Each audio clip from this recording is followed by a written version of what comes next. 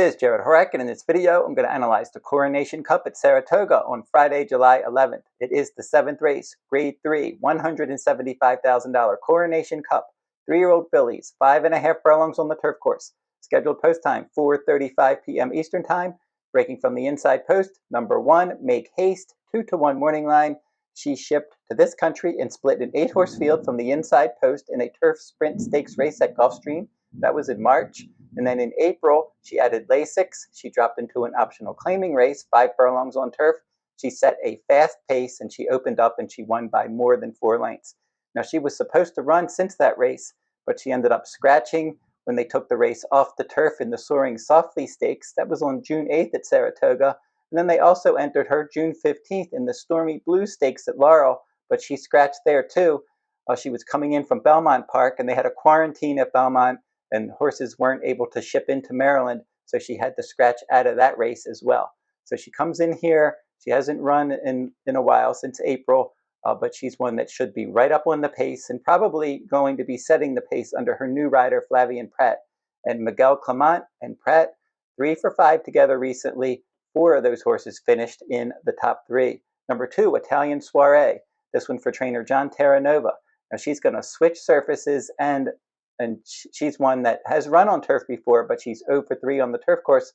But those 3 races were in route races. So for her, she began her career in a dirt sprint, and she won that race easily. Then she was second in the Grade 3 Adirondack Stakes on dirt at Saratoga last year. Then she was 4th and 5th in the Grade 1 Natalma and the Grade 2 Jessamine on turf. Then they put her back on dirt in the Suncoast Stakes. She was 4th, beaten 9 lengths.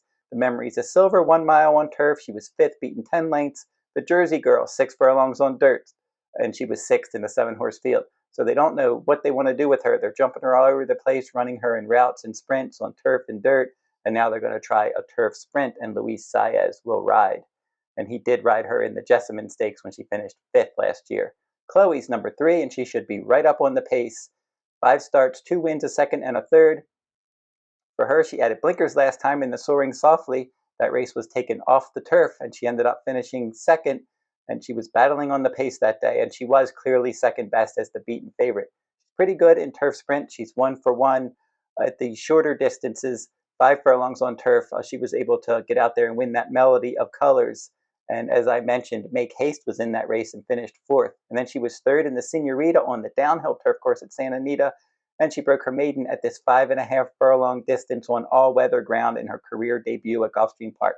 She should be right up on the pace, along with number 1, Make Haste. Number 4, Laurice is next, and she's 12-1 morning line. Now, she's had 7 starts with a win, a second, and a third. She is 1 for 1 at Saratoga. She won a turf sprint at Saratoga in her career debut, pressing the pace.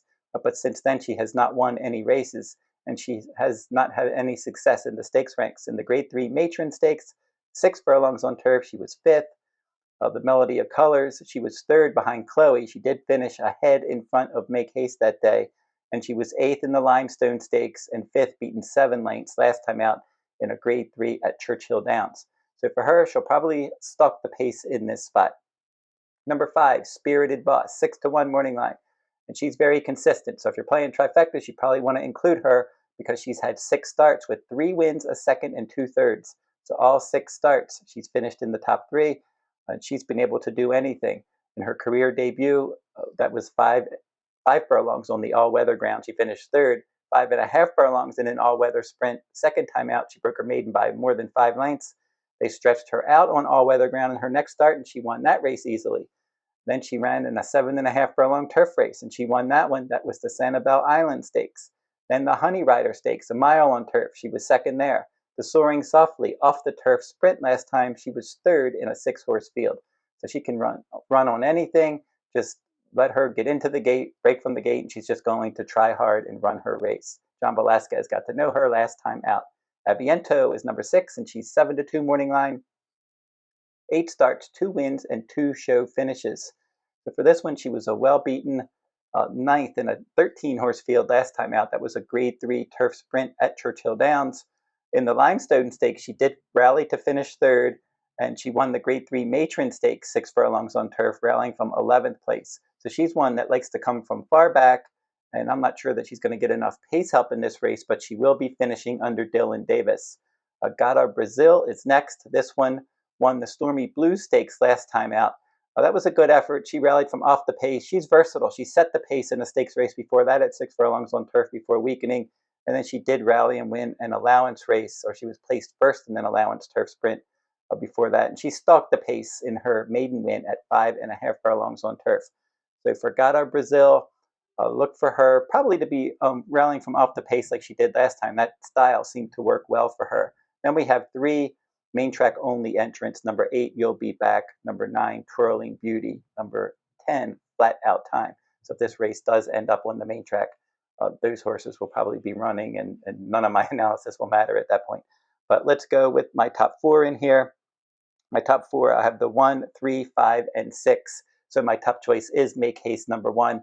In these turf sprints, speed can be dangerous, and I just think with Flavien Prat aboard, after that strong wire-to-wire win last time, she's fresh.